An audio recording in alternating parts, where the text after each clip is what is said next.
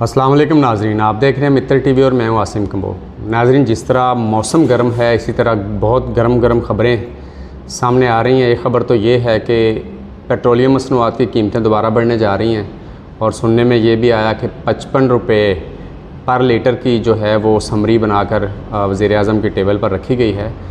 अब उनके रहमो करम पे है कि वो साइन करते हैं नहीं करते। वैसे तो जब से गवर्नमेंट आई है उन्होंने कोई कसर नहीं छोड़ी कि जहाँ पे वो गरीब को रगड़ा ना लगाएं। पिछले 3 दिनों से बजट जो पंजाब असम्बली का वो पेश होना था और डेली इजलास शुरू होता है और बग़ैर किसी नतीजे के इजलास ख़त्म हो जाता है। अभी नई डेवलपमेंट ये भी हुई है कि मौजूदा हुकूमत ने गवर्नर जनाब बलीगुर रहमान साहब के थ्रू एक आर्डीनेंस जारी किया है जिसमें स्पीकर पंजाब असम्बली के जो इख्तियारात हैं उनको महदूद कर दिया गया है। इजलास तलब या बर्खास्त करने का इख्तियार जो है वो डायरेक्ट सेक्रेटरी कानून को सौंप दिया गया है। गवर्नर पंजाब बलीगुर रहमान की जानिब से जारी आर्डीनेंस के मुताबिक पंजाब असम्बली के स्पीकर के इख्तियारात जो हैं उनको एक हद तक महदूद कर दिया गया है। दूसरी जानिब मुस्लिम लीग काफ के रहनुमा चौधरी मोनो सिलाई के ख़िलाफ़ FI यानी मनी लॉन्ड्रिंग का मुकदमा भी दर्ज कर लिया है। पंजाब असम्बली में सियासी रसाकशी जो है वो जारी है। अवाम को किसके रहमो करम पर छोड़ा गया है, ये सवाल अभी बाकी है जिसका जवाब आना है। कल रात को मुलतवी होने वाले पंजाब असम्बली के इजलास को आज 1 बजे शुरू होना था, जो पौने 2 घंटे की ताख़ीर से शुरू हुआ, लेकिन उसमें तहरीक इंसाफ और काफ लीग के अलावा किसी एक भी हुकूमती रुकन ने शमूलियत इख्तियार नहीं की। एक दिन के सूबाई असम्बली के इजलास पर नाजरीन 2.25 करोड़ रुपए खर्च होते हैं और आज ये तीसरा दिन है।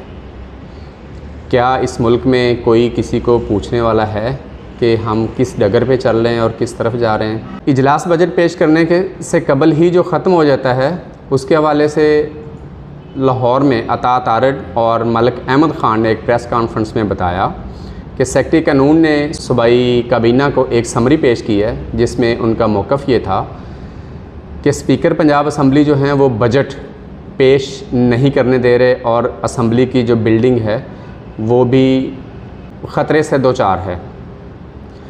नाज़रीन, सवाल ये है कि पंजाब असम्बली की अगर building security point of view से अगर इतनी महफूज नहीं है तो फिर महफूज जगह कौन सी है? फिर असम्बली की एक पुरानी बिल्डिंग है, एक नई बिल्डिंग है।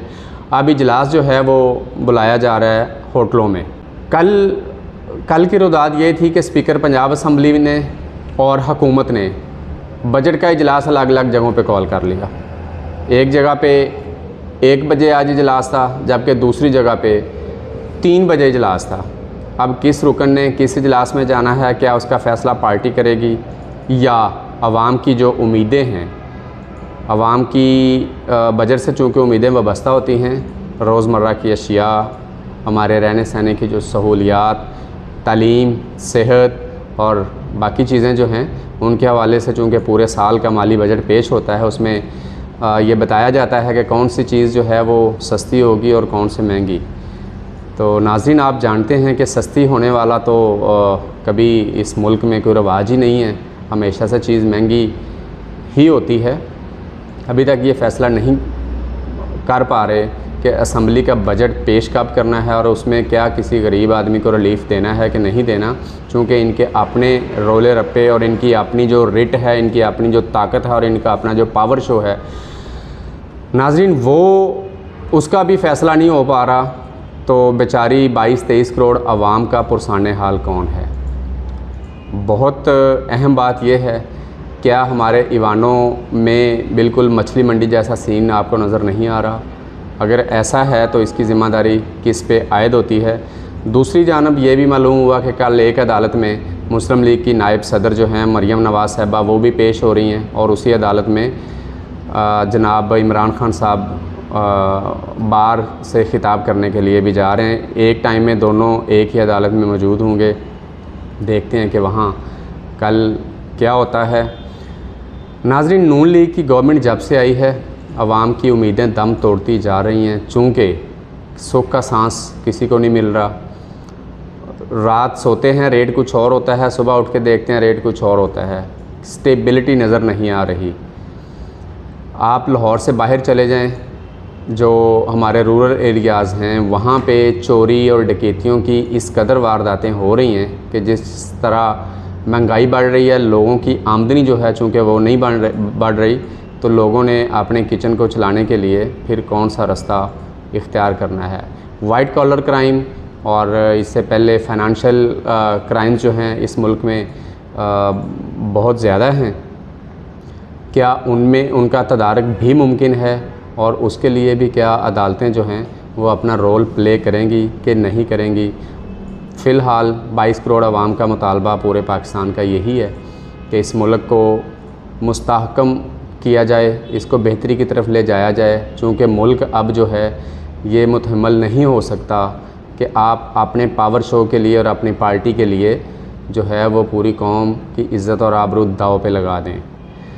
नाज़रीन, मैं बताता चलूँ कि पिछले 3 दिन से जो है वो बजट का इजलास नहीं हो पा रहा। इजलास शुरू होता है और थोड़ी ही देर बाद इजलास बर्खास्त कर दिया जाता है। एक दिन का पंजाब असम्बली का ख़र्चा 2.25 करोड़ रुपए है। जिस दिन इजलास होता है 2.25 करोड़ रुपये। नाज़रीन, वो पैसा कहाँ से आता है? वो यकीनन हम आवाम का जो टैक्स है, टैक्स से जमा होने वाला पैसा वही है। अब फिर बातें वही चल रही हैं कि कुर्बानी जो है वो आवाम को देना है। तो नाज़रीन, क्या कुर्बानी आवाम की ही जायज़ है? किसी लीडर की, किसी हुक्मरान की, किसी मेंबर असम्बली की, किसी कौमी असम्बली के मेंबर की, सेनेट के मेंबर की कुर्बानी जायज़ क्यों नहीं है? क्या उनकी सहूलियात में से भी कोई कट लगेगा और आवाम को रिलीफ़ मिलेगा, या आवाम इसी तरह ही इस दलदल में फंसे रहेंगे? आज के लिए इतना ही। मिलते हैं अगले प्रोग्राम के साथ। आपसे फिर वही गुजारिश, आपको अगर ये चैनल पसंद है, हम बड़ी मेहनत से, बड़े तरद्दुत से ये प्रोग्राम करते हैं। अगर आपको पसंद है तो चैनल को सब्सक्राइब करें, वीडियो को लाइक एंड शेयर करें। मिलते हैं अगले प्रोग्राम के साथ। खुदा हाफिज़।